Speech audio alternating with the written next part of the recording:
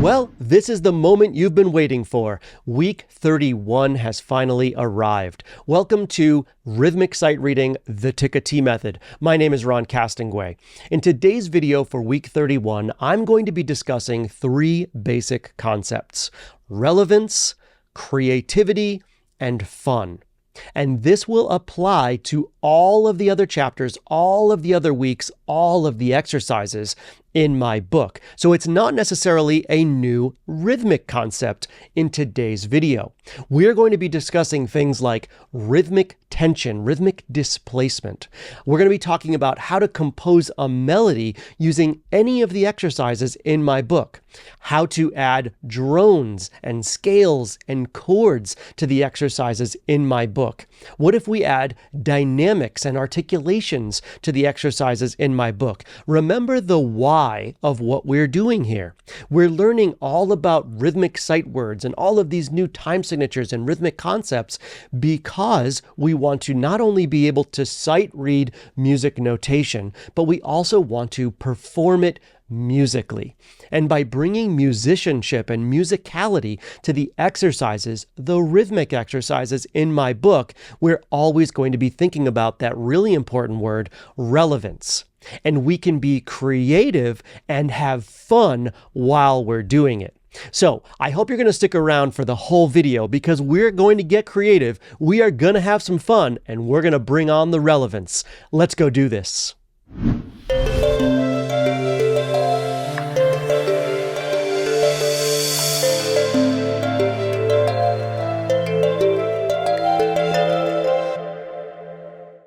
Okay, here I am on the first page of week 31, and I've framed this as thinking outside the box. This is where creativity comes into play when you're looking at all of the exercises in my book. Yes, you want to make sure you understand the time signature concept, the new rhythmic sight words, and all of the rhythms in the exercise itself, but how can we bring musical relevance to those exercises? We can by getting a little creative and thinking outside of the box.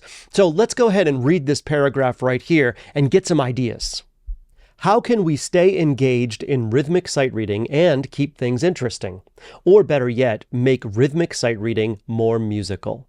There are many ways to use the exercises in this book creatively. We must apply what we are learning to our repertoire, to real music. Consider the following exercise ideas. Add musicianship to the equation with phrasing and dynamics and articulation. Try composing a melody to a given rhythmic exercise. Maybe that composed melody has to be written within a certain tonality or specified scale.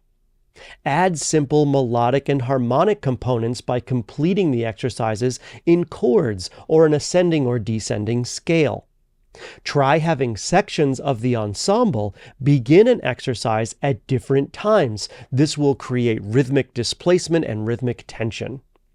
Ask one section to start at the beginning while another section vocalize the exercise backwards. That is a lot of fun. I remember my students really enjoying doing these exercises backwards. And yes, almost every exercise can be done backwards.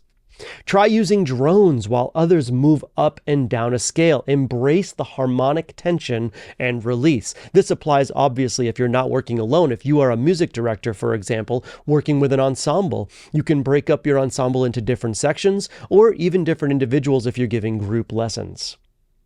Create small competitions. Who can perform an exercise at the fastest tempo? Which section of the ensemble can get an exercise correct first? Little competitions. That's a really creative way to be fun when you're learning these exercises. But the key here is to be creative. Think of your own ideas. Think outside the box. And beneath here, you can see that I've got some articulation examples that you can add. There's more, but these are just some. String players can add bowings, all kinds of different things. Vocalists can add different words, different syllables that they might want to work on for vertical vowels, for example. Then to the right, you've got some dynamics to be thinking about. You've got some crescendos and decrescendos to be thinking about phrasing. Lots of ways to be creative, lots of ways to have fun with the exercises in my book. But remember, by doing all of this, we're bringing musical relevance. And that, my friends, is the key. Let's start with this really fun concept, rhythmic displacement. And this takes a minimum of 2 people in order to make this happen. Check it out. Rhythmic displacement is the act of moving a phrase forwards or backwards. This will create rhythmic tension while encouraging independence among students and/or sections. Instructions. Select students begin in measure 1. The next students begin in measure 1 when the first group of students hit the downbeat of the second measure, and so on. And you can do this with multiple sections. For example, if you're a chorus teacher, have your sopranos start in measure 1. When your sopranos get to the downbeat of measure 2, your altos will enter with measure 1. When your altos get to the first beat of measure 2, your tenors come in. When your tenors get to the first beat of measure 2, your basses come in. This creates section independence and some really, really fun rhythmic tension when you're doing the exercise. So let's try it with the exercise below. What I'm going to do is I'm just going to say it once and then offset myself with this exercise. It's going to be really interesting. Let's see if we can make it happen, and let's embrace the tension. Here we go.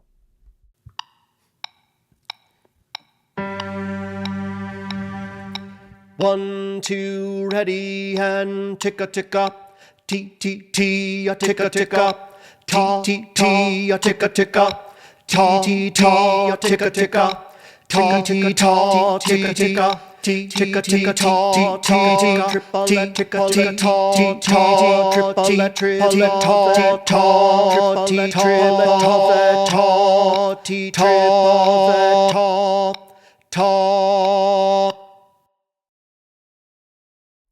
The next concept that I want to discuss is using drones, scales, and potential original melodies when looking at the exercises in my book. Let's read. Since most of the exercises in this book contain 8 measures, you can easily fit an ascending or descending 7-note scale with each pitch change occurring at each measure. If you are learning the exercises with an ensemble, some musicians can drone on a single pitch, while others ascend or descend the scale, or both, depending on how many sections you break up your ensemble into. Or what if you created an original melody to the given rhythm? Turn these rhythms into your own song. Below is an example utilizing an ascending scale. So what I'm going to do with this exercise, before we talk about composing our own melody, I'm going to talk about drones and scales. So I'm going to perform this exercise here on a single pitch first. Then I'm going to do an ascending scale, and I'm going to combine them and put them together so that you can hear what that sounds like. And that's just if you have 2 sections or 2 people. Imagine if you had 3 or 4, how you can do a drone, an ascending, a descending. You can do rhythmic displacement, combining all of these different concepts together to have some creative fun and musical relevance when you're doing these exercises. Let's see what we can do here.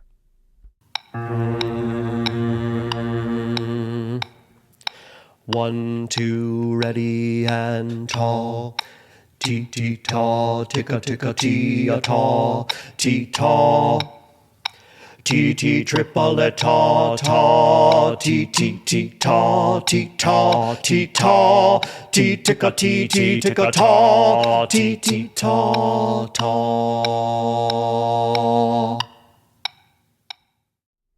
And there you have it, a drone and an ascending major scale performed simultaneously. That was a B-flat drone and a B-flat major scale. And please forgive my singing. I am not a professional vocalist, but it is paramount that we vocalize the rhythmic exercises in my book to bring that musical relevance to rhythm. Now, moving forward, let's talk about composing a melody. What if your instructions were to take this rhythm right here, the one that I just performed, this one that you're looking at? You have to keep the dynamics, you have to keep the articulations, and of course, you have to keep the rhythms, but you can create a melody using any tonality, any scale that you want. I'll bet you could come up with a really cool, really fun melody. This also makes the rhythmic exercises in my book so much more fun by being creative. Create melodies using any exercise in my book and see what you can come up with. The next creative concept I want to discuss is using chords in the exercises in my book. By combining the use of harmonic development alongside the rhythms in my book, you can really have some fun and get creative and again, bring that musical relevance to the forefront. Now, what if you're a jazz musician? Maybe you take these 8 measures and you take a chord progression from a jazz standard and you incorporate it into this rhythm. What if you're in a large concert band or an orchestra and you divide your sections up? You have 4 different sections in the ensemble and each section plays a different note. You can either stay on that note all the way through and just have one chord going all the way through like I do in this exercise right here. Although this exercise has some really cool rhythms, it's just a C major triad all the way through, and I'll demonstrate that in a moment. But what if you wanted to change chords every single measure? You're in a large concert band and you have the brass on one note and the woodwinds on another note. Maybe you have the mallets in your percussion section on another note, some ascend, some descend, or you come up with like a 1-4-5-1 or a 1-2-5-1 chord progression throughout the whole thing. You can really have some fun here. Multitasking is a super way to be creative when you're practicing your rhythms. And why not do it with any of the exercises in my book? Again, that's the whole idea behind week 31. These concepts, these ideas, this thinking outside the box can be applied to any week, to any chapter, any exercise in my book. Let me demonstrate this one for you right now. 1, 2, ready and ta. Ti-ta, ti-ticka, ti-ti, ticka, ti-ta, ti-ti, ticka-ta. Ta, ti-ti-ti-ti, ticka, ticka-ta. Ti.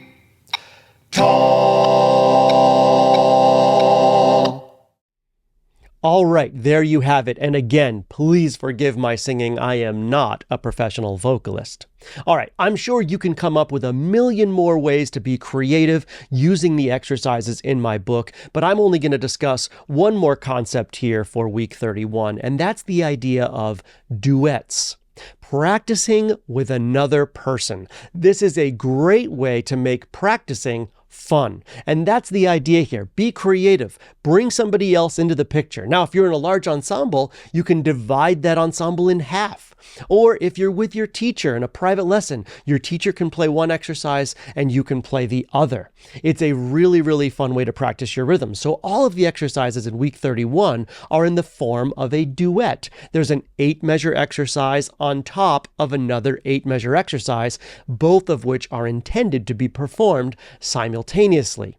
There's dynamics, there's articulations, there's fun time signatures. It's a really creative way and a fun way to practice your rhythms, and keeping in mind bringing musicality, musicianship to the forefront. So this exercise right here, 31A number 1 and 31A number 2, these are all MP3 answers, quote unquote, that you can find on my website. It's alone and it's together so that you can hear all of them and hear exactly what it sounds like. So although I'm not going to perform them for you right now, I am going to show you what the MP3 sounds like for both 31A number 1 and 31A number 2 performed together. Check this out. All right, here we are at my website where you can find all of the MP3 quote-unquote answers to the exercises in my book. I'm all queued up here to hear both of these exercises combined as a duet. But if I go down here and I click this fast forward button, I can hear number 1 by itself and I can hear number 2 by itself so that I can still make sure that I'm performing these exercises accurately. But for this video right now, I want you to hear the duet. So here it is.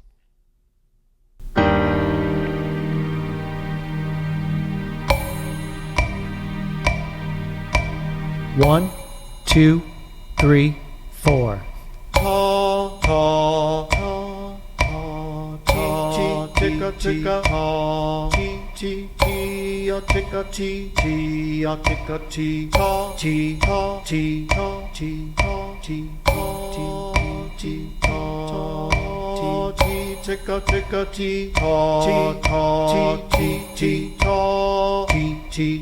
Tik-A, Tik-A,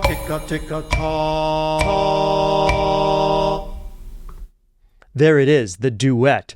And of course, when you go to my website and you listen to the MP3, you know that you've vocalized it correctly. It's really important that you perform all of the exercises on your instruments. So even though we're vocalizing first, because that is really important to grasp all of these rhythmic concepts, the last thing you want to do to make sure that you can bring that relevance to your own musical instrument, especially if that's not the voice, you need to perform all of these exercises on your instrument.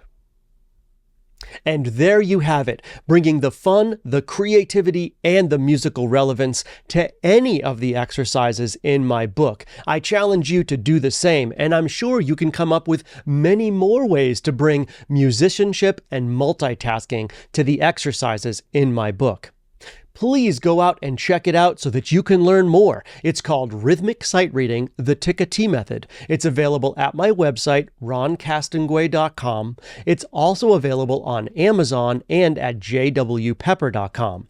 And in the meantime, I hope you'll help out the channel. Hit that like and subscribe button and that notification bell so you get the latest video. And if you leave a comment, I will reply to any and all comments. I truly appreciate your support and couldn't thank you more. I can't wait for week 32 when I introduce complex time signatures. That one's going to be super fun. I'll see you then.